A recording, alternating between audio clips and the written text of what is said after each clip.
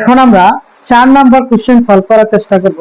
অর্থাৎ 4 নম্বর প্রশ্নে কি বলা আছে, বার্ষিক শতকরা মুনাফার হার 10.50 টাকা হলে 2000 টাকার 5 বছরের মুনাফা কত হবে।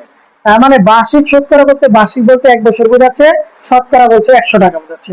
তাহলে বার্ষিক শতকরা বলতে হচ্ছে একটা বছরের শতকরা মুনাফার হার হচ্ছে 10.50 টাকা হলে 2000 টাকায় 5 বছরের মুনাফা কত।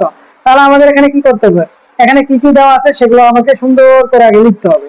কি লিখবো, আমরা জানি এখানে আসল কত 2000 টাকা, কিন্তু তাহলে আমাদের কি করতে হবে, আগে আসলটা লিখতে হবে।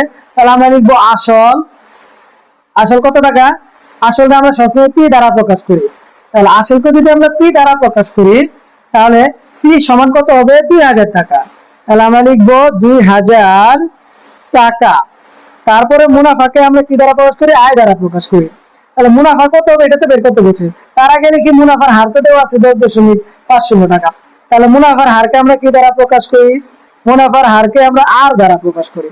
তাহলে মুনাফার হার আর ইকুয়াল টু 10.50 পার্সেন্ট যেহেতু দেওয়া আছে তাহলে আমরা পার্সেন্ট দিব, কারণ শতকরা বলতে পার্সেন্টকে বোঝানো হয়। তাহলে আমরা এই পার্সেন্টকে কেটে দিব, কেটে দিতে হলে আমাদের কি করতে হবে, 10.50কে আমরা 100 দ্বারা কি করব, ভাগ দিব। যে পার্সেন্টের কারণে আমরা 100 দ্বারা কি দিলাম, ভাগ দিলাম। তাহলে ভাগ দিলে কত হবে 0.105। এখন কিন্তু আর এই পার্সেন্টটা থাকবে না, পার্সেন্ট কি কিন্তু আমরা উঠায় দিলাম ভাগ দিয়ে।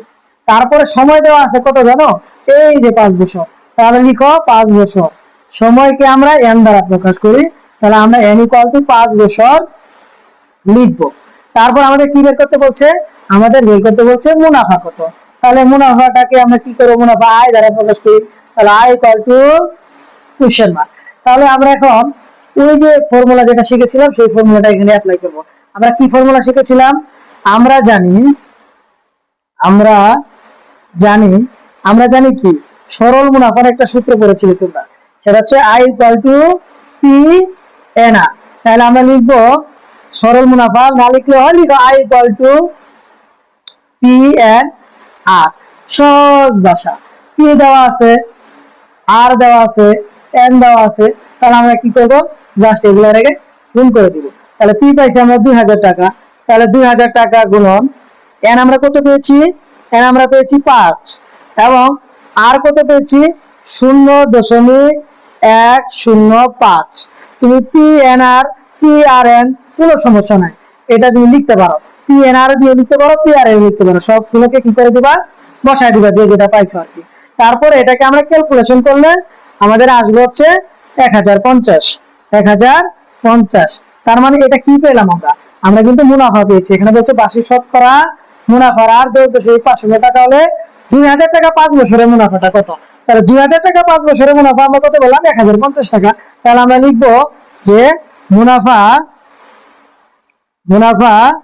1050 টাকা, অথবা তুমি লিখতে পারো সুতরাং 2000 টাকায় 5 বছরের মুনাফা 1050 টাকা। এটাই আনসার, এটাই উত্তর।